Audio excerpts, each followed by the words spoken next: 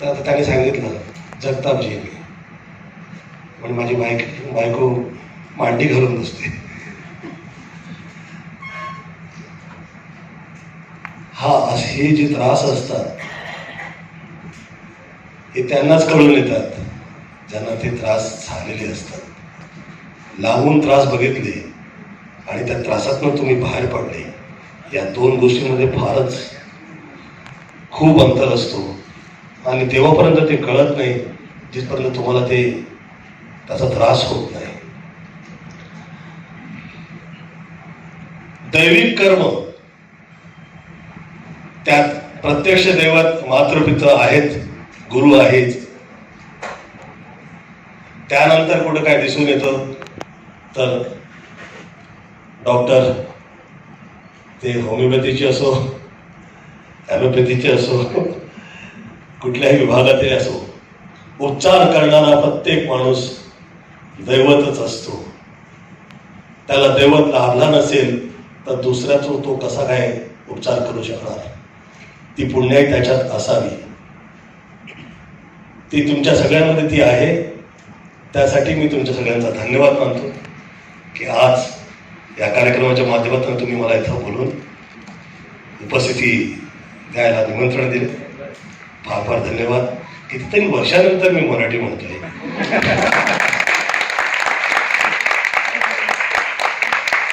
कारण माझी मराठी फार गढूळ, ती विरारची. आयला गायला त्याला तरण आली ना पिपलांची तरण झाली.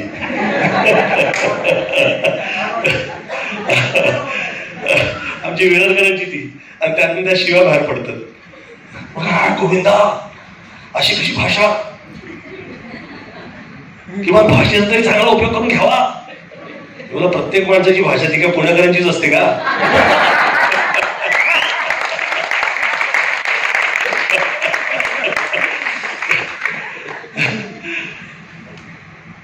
तर मी फार धन्यवाद आपण सगळ्यांचा म्हणणार. खास करून आदरणीय आपले रघु साहेब आणि त्यांना जोडलेले हा जो डॉक्टर लोकांचा सगळ्यांचाच आपण सगळ्यांचा वर्ग, इथं आलेले सगळे जे त्रासातनं बाहेर पडलेले, दुःखातनं बाहेर पडलेले, मला ते सगळं जास्त यासाठी समजून यायला लागलं. माझी आई फार देवीसारखी साध्वी होती आणि मी फार त्रासातनं बाहेर पडले. तर विरारला असताना पैसे जास्त नव्हते. आई फार मेहनत करावी लागायची तिला. तर साध्वी असल्यामुळे काहीतरी असंच सहज वागताना पण ती असं काहीतरी म्हणून जायची. मी विचार करायला लागायचो काय म्हणते ती. मला विश्वास नव्हता या मंत्रांमध्ये, पूजा प्रार्थनामध्ये, दैविक क्रियांमध्ये. मी सर्वसाधारण विरारकर, माझा विश्वास नव्हता.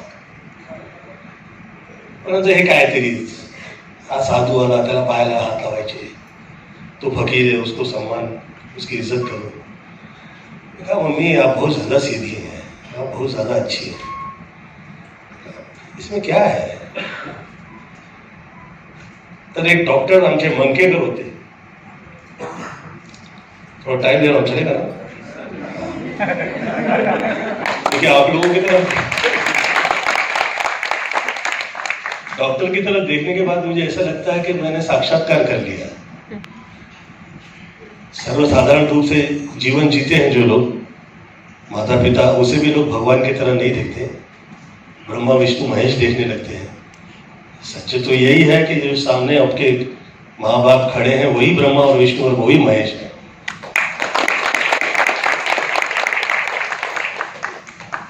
तो मैं छोटा था 7 साल का.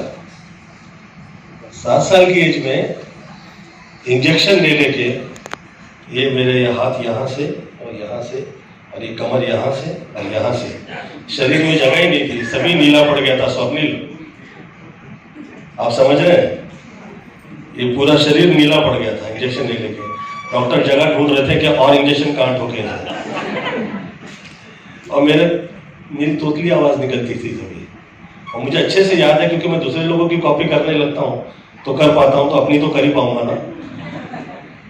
तो मैंने डॉक्टर साहब से पूछा, वो जो सर्वेंट आता था वो मुझे साइकिल पे से लेके उनके पास जाता था, तो वो कहे कि कभी नहीं आया तो मुझे चल के जाना पड़ता था, तो चल भी नहीं पाता था, और कितनी बीमारियां थी मैं अभी बता भी नहीं पाऊंगा। तो दांत, अभी लोग हंसी पे लोग तारीफ करते हैं तो मैं सोचने लगता हूँ कि दांत हंसा था मैं और ऐसे में झुका था तो दर दर दर दर दर ऐसे सब मेरे गिर गए थे वॉश में से, मम्मी ये आईब्रो मेरी नीचे गिरी हुई थी, बाल झड़ने लग गए थे, स्किन मेरी पतली हो गई थी, मेरे समझ में नहीं आ रहा था क्या हो रहा है। रक्त के अंदर मेरे एक दोष था, हड्डी मज्जा हर जगह मुझे तकलीफ थी, मेरे कुछ भी नहीं समझ में आ रहा था कि हो क्या रहा है। 7 से लेकर 13, आप सोचिए एक बच्चे के लिए ये कितनी तकलीफ की बात है। इंजेक्शन डॉक्टर साहब से मैं पूछने लगा, तब मेरी आवाज से मुझे पता लगा, आवाज मेरी नाक तक पहुंच गई। जब आवाज मेरी नाक तक पहुंच गई तो मैं मम्मी से कहा, मम्मी मेरी आवाज मेरी नाक तक पहुंच गया है, मैं बहुत कमजोर हो गया। मम्मी कही, बेटा तुम ठीक हो जाओगे, तुम्हारी तकलीफ निकल जाएगी। मुझे लगा मम्मी ऐसे ही पटा रही है। डॉक्टर साहब से मैंने पूछा, डॉक्टर साहब क्या लगता है मैं जिंदा तो रहूंगा? डॉक्टर साहब कह रहे, गोविंदा, गोविंद कहते थे, तू स्टार होगा, तेरा इतना नाम होगा दुनिया देखेगी। अब शायद उनके मुंह में उस टाइम पे सरस्वती बैठी होगी।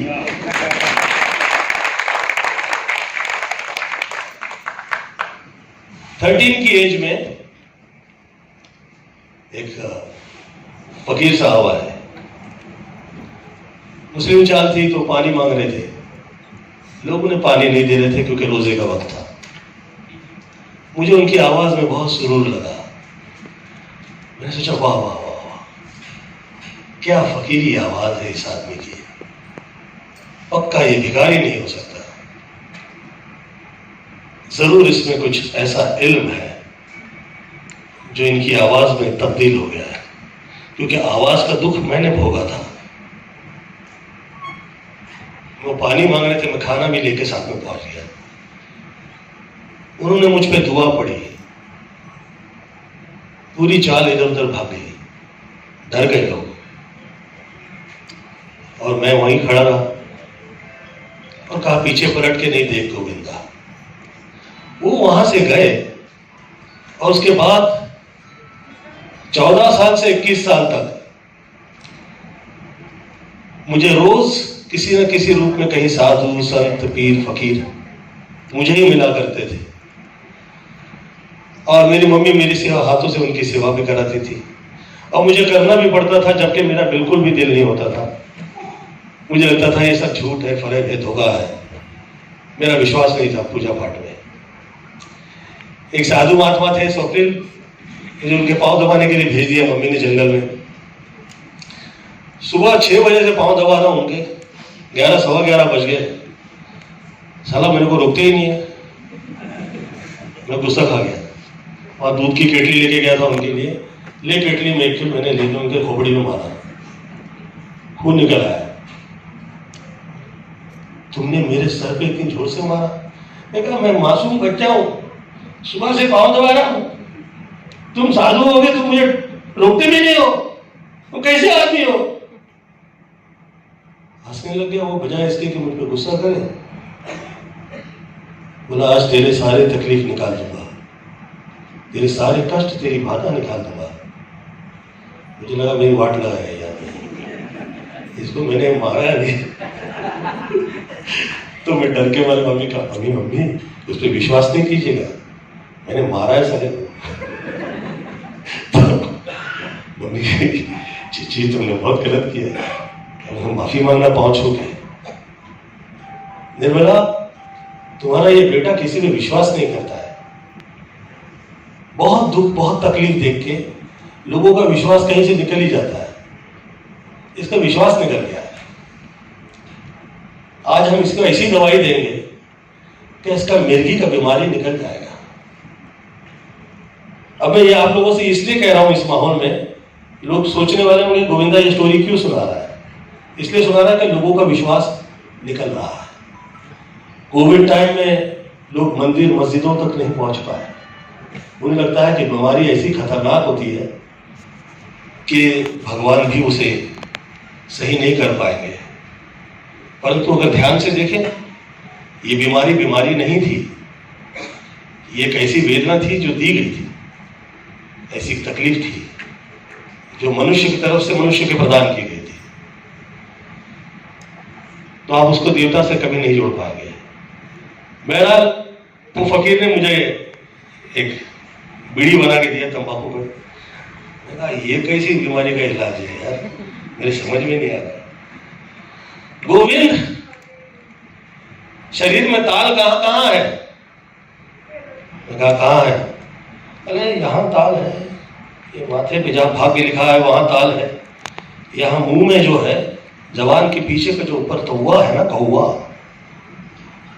उसके पीछे जो जगह है उसे ताल कहते हैं। तुम्हारे हृदय में जो चल रही है वो ऐसे ही नहीं चल रही है, वो ताल है।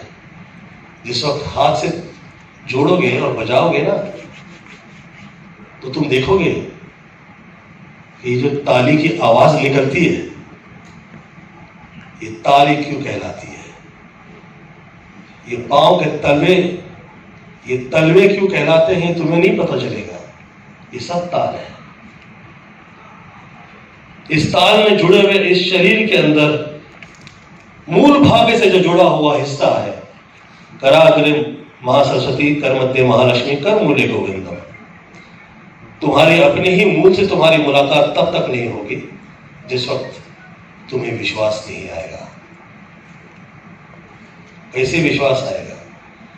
बीड़ी कहा कि पहले मैं फूकूंगा फिर तुम फूकना। कहा मम्मी विश्वास नहीं कीजिए इस पर।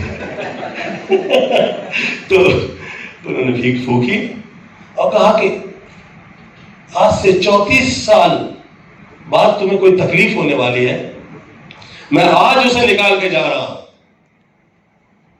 मैं कहा 34 साल बाद तकलीफ होने वाली, वो आज कैसे निकालेंगे? कहा मैं गुरु हूं, मैं देख पा रहा हूं, तुम देखते नहीं हो। एक हरा बलगम का टुकड़ा तुम्हारे गले के कौवे के पीछे पड़ा है, मैं उसे निकाल दूंगा। और मैंने बीड़ी के 2 फूंक भी नहीं लगाए थे अभी कि मेरे मुंह से वो बाहर निकला। मैंने साक्षात्कार किया इस धर्म का, इस देश की आर्ट एंड कल्चर का और उससे जुड़े हुए मूल का लोग विचार भी नहीं कर पाते हैं, ऐसा गहरा है, ऐसा कमाल है। इस जगह में जहां पे आज ये कार्यक्रम हो रहा है, 22 साल पहले इस रास्ते के चौक पे ये दी क्लब शुरू हुआ और ठीक 2022 में मैंने आज होम्योपैथी के इस कार्यक्रम में यहां मेरी अपनी उपस्थिति थी। नेचर माए तरह तरह कई रूप में उपचार निकाल रही होती हैं, उसे देखने वाले जो होते हैं वो सदैव धन्यवाद दिया करते हैं, चाहे वो जिस रूप में आगे आ जाए। धन्यवाद दीजिए। मैं धन्यवाद देता हूं कि आज पहले तो ये धन्यवाद दूंगा कि यहां पे ये कार्यक्रम हुआ, फिर महाराष्ट्र के जो फिल्म इंडस्ट्री है उसमें जो बहुत ही फेवरेट है मुझे और मुझे बहुत अच्छे आर्टिस्ट लगते हैं, क्योंकि एक्टिंग तो बहुत लोग करते हैं पर सिनेमा जो समझते हैं उसमें स्वप्निल है।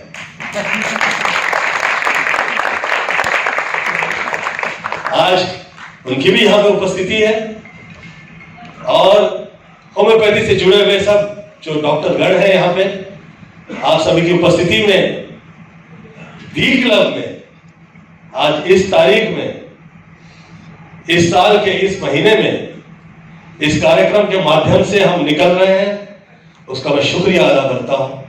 बहुत बहुत धन्यवाद देता हूं। नमा, ये जो नमा होम्योपैथी है, बहुत बहुत धन्यवाद है मुझे और मेरे पूरे घर परिवार की तरफ से, क्योंकि इसमें क्या राज जुड़ा है मैं अभी यहां पर इस मंच की उपस्थिति में नहीं कह पाऊंगा। परंतु कभी कभी ऐसा होता है कि 3, 4, 5 लोग मिलकर जो वर्ग तैयार करते हैं उनका मतलब किसी एक व्यक्ति के नाम की तरह ही हो जाता है। हम नहीं सोच पाते, परंतु ये सच है। तो लोग वर्ग में, जगह में, समाज में, व्यक्ति विशेषों में, माता पिताओं में, हर जगह अलग अलग रूप से देखने वाले ये जो ईश्वर के जो ये रूप हैं, मैं सभी से प्रणाम करता हूं। मुख से कहीं कोई ऐसा शब्द निकल आया हो तो उसके लिए क्षमा प्रार्थना करता हूं और धन्यवाद देता हूं कि आप लोगों के माध्यम से इतने उपचार हो रहे हैं, ऐसी ऐसी बीमारियां आप लोग निकाल पा रहे हैं। प्रत्यक्ष हैं आप लोग दैवत।